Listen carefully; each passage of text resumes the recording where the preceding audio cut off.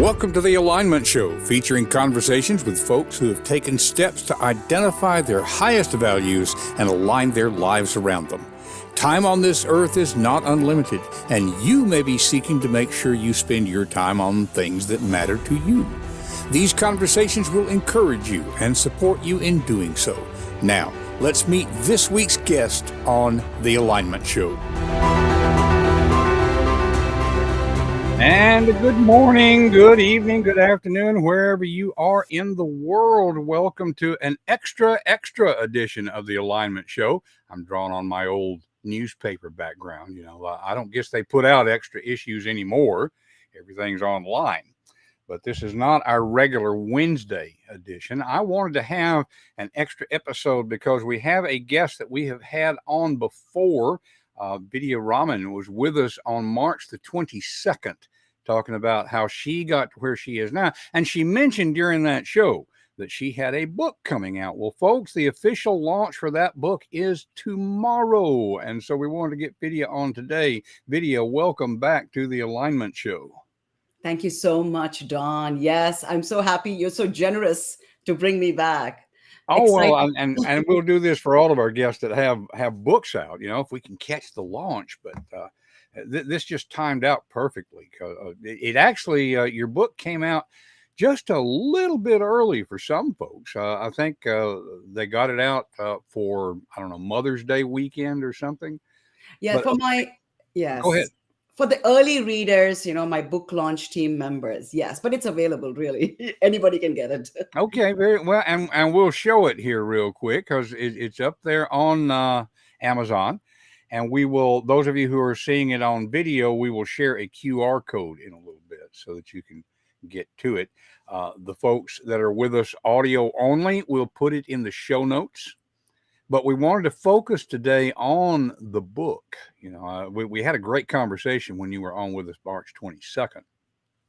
And of course, you were talking about your journey through, I started to say corporate America, so corporate global, really we're talking about, because I guess corporate culture is kind of the same everywhere, right?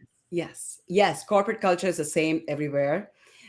You just need to play the game well. It's not, when I say it's not nefarious or anything, but it's a very different world, and you work with a lot of people. So generally your people skills and how you get along with people, how you create allies, all of that is very important for success in the corporate world. Yeah. And this may or may not be a big thing that you did in the book, but it just struck me. You said, it's how you play the game. It's not nefarious. And It just struck me, if you're playing a basketball game and you try to play as if it's football, there's going to be problems. Yes. You got to understand the game you're playing. And so you've written a book that is really designed to help people play the game. Might we say at the highest level? I don't mean necessarily the most effective, but at the least stressful, the way the game works. Exactly. So generally in my book, it's a framework. So I'm showing people how to first know who they are, because any process of growth, whether it's personal or professional, starts with self-awareness. But I also really dive deep into social awareness, the people you work with. And why are you learning about other people is to reduce friction. Because if you start having friction, when I say it could be a conflict, it could be issues, the things that lead to your stress. And the more stress you're under, you're going to either feel overwhelmed, worn out, and not working on the right things. For you to work on the right things, you've got to create a more harmonious environment. And that's what I speak about, social awareness. That's why I said it's not about being nefarious. It's about managing people well so that you can get your job done well and get ahead. Okay, that makes sense. Now, you've been speaking about this topic for a while, I think. Is this one of those things that as you work with audiences, you realize people needed more background, more depth than what you can do in a typical speech situation? Or how did the book come about, I guess? Right. Now, I know this topic is near and dear to so many people. My career spanned over 25 plus years. And listen, I've heard my coworkers, colleagues, friends in other companies, right? I've heard the same story. It is challenging. I almost call it a little bit of Game of Thrones kind of a thing in a corporate world, Mm. but it's such a, and the greatest pain comes from knowing that you have a lot of potential, you have a lot to offer, but somehow you don't get the opportunities to showcase your skills and contribute. And I think that's where the pain comes. So it's a very important topic. And like you said, in a speech, I can't delve deep. I can't truly show there's detailed steps that you got to consider, the intentionality you have to bring into your daily activities. So this book was so needed. And so this book was near and dear my heart because of my own torturous journey to eventually ending up in a very good place. But I wanted to showcase this to other people and say, you too can do it. My mentees have done it. My clients have done it. And in each of it, there's no one size fits all. You got to apply it to wherever you are. But if you feel like you're not living your true potential, there is a way to get you to do that. And don't wait. I'm trying to relax the bond of dependency with your manager. I want people to become more self-reliant and find their own power, find their personal power and execute with your personal power to see success. Okay. Okay. I'm wondering, and this may be putting you on the spot. We're here on a live show, but can you think of an example, something that is in the book that you weren't able to deal with effectively out loud, in a speech situation? It might be a topic that you just weren't able to delve into, or maybe something that you have talked about and you realize that the book would give you the opportunity to go in greater depth. Oh yeah, I think if I were to go into detail in a speech about self awareness and social awareness, I may bore people because there's a Mhm. lot to it. Right. Right. So I just gave the headlines on that because there are other parts of the speech, especially the one where they're building their brand, is more interesting from a speech perspective. But I tell you, you can't build a brand if you don't have the foundation of awareness done right. So the area I can't speak about in great detail is the awareness piece, which I really threw myself into in the book because it's also sectioned into insights, my Mhm. 25 plus years, plus not just insights from me, insights from other people too. The wisdom I have received from other self-help authors, so many other people. I mean, my first teachers were self-help authors. So all the books I read, all the CDs I listened to. So it helped me. And then I just refined it for the corporate world. Many, many, many insights on how to apply. So, yes. So, to answer your question, the awareness piece could be very dry from a speech perspective, but a lot of it is essential to build your future self. Oh, And it's in the absolutely, book. absolutely. And here on this show and within our community, we talk about process a lot. One of the things, uh, a lot of the folks listening to this podcast probably already know this, but there may be folks who have not thought about this before. Like a speech is not just a paper out loud. Out loud, the speech has strengths. Writing, reading has strengths for detail. Um, there are things we were talking about out loud. Some of the detail could be boring. It's not boring in writing, it's just a different kind of processing. And so, just as we look at that whole process, I don't want to leave listeners and viewers with the idea that the speech is just where you take the book and do it out loud, or the book is just where you take your speech and expand it. They are different strengths. And so, folks, if you're thinking, hey, I've heard Vidya talk before, you need the book. And if you buy her book, you need to bring her in to expand on that in the speech. I mean, they're two very different ways of processing information. Now, as you put it together, Vidya, one of the things that's being discussed a lot in business these days among writers, among speakers, is the impact of AI. Okay, we're getting to a point in our culture to where if it's just a straight how to book, the AI is going to do that. And so, where people like you and me come in is where we filter it through our unique experiences, our humanity.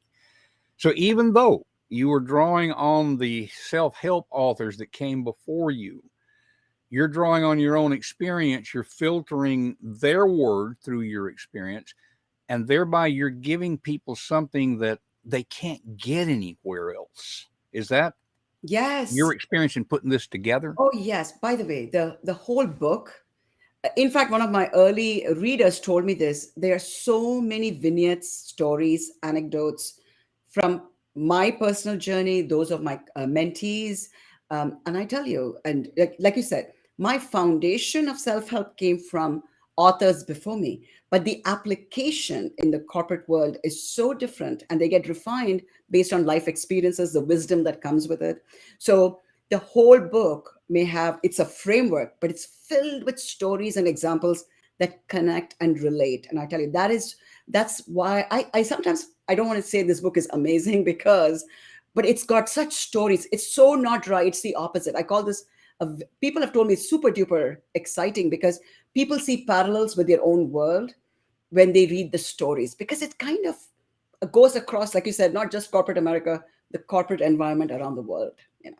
Hmm. So very relevant, very true stories, very relatable is what I would say. Yeah. And then, now tell me a little bit about, as we're moving forward. I think pandemic or whatever, there were already changes happening in corporate culture, and the pandemic kind of accelerated those trends. What you're talking about in playing the game and that sort of thing, it goes beyond just simply what the typical corporate structure of, let's say, the 1950s, which is kind of where corporate culture originated. What are some of those ideas that are going to be evergreen, that it doesn't matter whether we're doing it on Zoom? Uh, I'm doing a bad journalistic thing. I'm asking two questions at once, but how does that adapt to the changing realities of how we interact with each other? Zoom, working at home, 4-day weeks, all that sort of thing. Does that make Right. sense? Right. No, it does. It does. You know, your medium of connection may have changed. You may not be seeing your coworkers every day. You may be sitting on a Zoom window, and I tell you, people forget. They think they're on a Zoom video, they can go off video, but I tell you, you lose connection, and you can be away from your teammates. And I know people have, they like the hybrid lifestyle. They do like it, and it's fine, and it may be here to stay. But I can see the pendulum going backwards a little bit from where it was around the Great Resignation. But and this is what I used to coach even when I was a corporate employee. Show engagement even on a Zoom window. If you look checked out with not enough light on your face, you're not giving out that energy and the vibe you may have given out if you run across somebody near the coffee bar at work, right? So people have to be very cognizant. Now, you don't have to be on super alert all the time, but you know, just because you get off a call doesn't mean you don't pick up the phone and chat with a friend. So there are extra steps people have to take to keep that connection and the bond. And remember, the transactional relationship that it could easily evolve into a transactional relationship that technically is not going to be very fulfilling, and it won't even guarantee career success. You need allies to get ahead. So please try to build meaningful connections, not transactional. Oh, I need something from you, I'll call you now. Try to build that bond. Take the time, even if you think you're busy, prioritize better, make some time to build solid connections. So I think that it's different. Like, it's easier at work when you run into somebody in the cafeteria. You don't do that anymore. Hmm. So you need to spend the time to pick up the phone and have a conversation. But of course, make sure that they are free to talk. Even sharing the news of the day or something you watched on TV, all these little things build that connection, that common ground. So you may not be together face to face, but look for ways to build that bond. Now, I think that's wise advice. As you know, the mantra of this podcast is connection before content. It's not that the content doesn't matter, it's that without the connection, the content won't matter. And that's true in the corporate environment as well. I like what you're saying there about this has always been the case. It's just that now we have to be a little more conscious about making those connections. And it's not fluff. It's not, I don't know, it's not extra. It's at the core of what we do as humans and doing business with each other. So true. My God. I love that, by the way, connection before content. It is so true. I tell you, you don't build lasting connections. And so you need people in your inner circle, your influence sphere. Because, I'll give you a small example. When you're very busy, people tend to only respond to their bosses, but not their peers or somebody else asking for help. Now, of course, be mindful of your own priorities, but I feel if you don't help somebody a couple of times, right, and you ignore them, that person could then go talk about you not being helpful to somebody else. And this could eventually hurt your progress across the company. So, this is where it is so important to have allies in a company to help your career progress. And when I say don't, like, it's not it's strategic, yes, but build bonds and be helpful. Have that service mentality, whether you're outside the corporate world or inside the corporate world. Do that. It'll really pay dividends, and it all comes to connection, Don. All connection. You need people speaking well about you when you're not in the room. That's Indeed, an indeed. important lesson.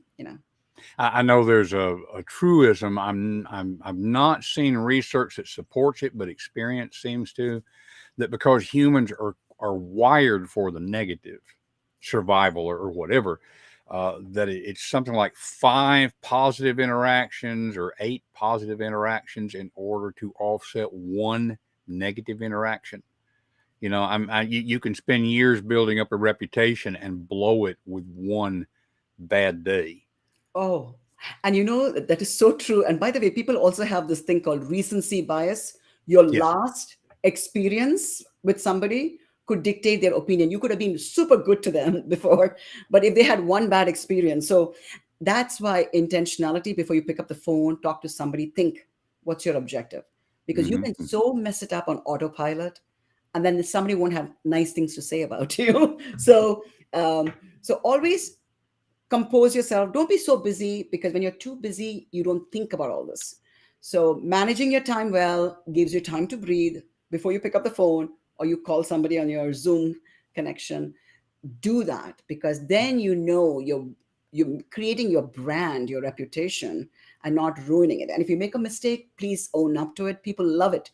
Do not just deflect blame. All these little things people do without thinking about it, somebody else's problem. Okay. But you're right. So you're right, it could take a lot of, like, negative bias, like you said. You just need one bad incident to ruin your whole reputation. Oh yeah, and not to make people paranoid about that kind of Yes. thing. And in fact, one of the things that I think you're talking about that's really effective is you're saying yes, it's strategic, but this is not the primary focus. Your primary focus is being a good person. Because if you're doing it in order to make people like you, it tends to backfire anyway. If Yeah. you just focus on being an effective human, Yes. then these benefits kind of take care of themselves. Our friend Bob Bird, talks about he's talking about money, but I think this principle still applies. He says money is like the thunder that follows the lightning of service. Oh, In other words, money wow. comes as an effect, and so Yes. Yes. reputation is an effect of simply taking care of people. Is that a way to put it? Oh, yes. Oh my God. 100%. 100%. Yes. Hmm. That's absolutely it. That is absolutely it. So you know what? You see how universal this theme is? It's like it it goes across the board. Oh, Doesn't matter the environment. absolutely. Um, we're going. I'm not worried about our time since this is an extra episode. But on the other hand, I think we probably need to wrap things up pretty soon. I want to ask you, what is something that you would like people to know about the book that we may not have brought out already? A feature about it, or something that makes it particularly useful, unique. What would you like for people to know that we haven't brought out already? Thank you. Thank you for that question. The book is really very unique. And I tell you, the way I address some of the problems, the problems are universal. People know what the problem is. The problem is dissatisfaction with your current state of affairs at work, right? That's your problem. But the solution this book offers is kind of a little unconventional and unique. And by the way, the most important word is it's simple, because nothing in that book is complicated. It's easy to follow. There are stories and a framework, step by step. Every step builds on the step prior. So everything you learn in one step, the second step builds on it. And when you apply this framework, but that took, you will get results but if you do it consistently. The thing is, inconsistent application doesn't help anybody in any sphere. So it's a framework, it's very practical, very doable. And not only do you become a better professional, you become a better person. You're effective in all domains of your life, not just work. So that's something special. I'm addressing and focusing it as a professional growth book, but all the life skills you learn in this life skills framework applies across the board. So it's a strong foundation for you, no matter where your career takes you in the future. So this is something that will stay with you, and you'll just become a much more seasoned, wise person if you just apply these steps. And so, in a book, in a nutshell, my book is a how-to book, which is not a typical self-help category. You have regular chapters in most books. This is truly a how-to book. Think of it as a recipe book with steps that get you to where your future self, the vision you have for yourself. There's somebody who's successful, who's feeling fulfilled in their job. So that's what I think sets this book apart. And of course, all the stories and examples that are throughout the book. Very good. To make sure that people know, especially those audio only, the name of the book is Lucky You, and the subtitle is An Insider's Guide to Achieving Success and Finding Fulfillment in the Corporate World. A little different emphasis than we see in a lot of business books these days about going out on your own. Not that that's a bad thing, but a lot of folks are going to stay in that corporate environment. So here is a way to thrive. Now, Vidya, I didn't set this up ahead of time. We have, we're going to put the link to the book in the show notes. But I usually ask people if they want to follow up with you, how's the best way to get in touch? And so I don't have the graphics, but let's tell people how to get in contact with you if they want to follow up. Right. Easy. Just email me at vidya@vidyaraman.com. Or you can easily find me on LinkedIn with the handle Vidya Raman. Very easy to find. You just connect with me and then you can message me. Absolutely. Okay, very good. And again, for folks who are on audio only, Vidya is Vidya, and your last name is not like the noodles. It's Raman, right? Correct. It's pronounced as the noodles, but spelt differently. Okay. So we want to enable people to get in touch if they would like to. Well, I really appreciate you coming on here the day before the big launch, and good luck with those numbers. As you say, there have been a few people that were able to get a hold of it early. I was one of those people, but I haven't had time to read it yet. So I'm looking forward to that today. And folks, we would encourage you to look into that book and look into bringing Vidya into your corporation to talk about this. So once again, Vidya, thank you. And we'll put you in the green room for just a moment while we wrap things up. All right, folks. So as we said, this is an extra episode. So, not our typical format. But on the other hand, it does fit in with what we're doing. And so just a little reminder that typically 10 a.m. live on Wednesdays, that's 10 a.m. Eastern time. We will be right here with the Alignment Show. Coming up this Wednesday, we have Mitch Creighton, who is going to be with us. Mitch is a travel expert, and he's a friend of Vidya's and mine. I didn't know his backstory. I didn't know what he went through in order to get to where he is now. And so we're looking forward to having that conversation this Wednesday. But whenever you join us, if you're watching replays, if you're joining live, we hope that the Alignment Show provides some basis to help you live your values and value your life. We will see you next time on the Alignment Show.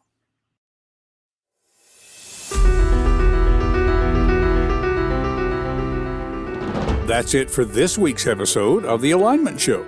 What has it inspired you to do in your own life? Whatever it is, take action now and take the first step.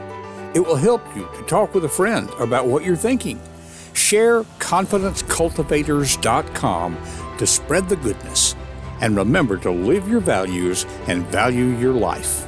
We will see you next week on The Alignment Show.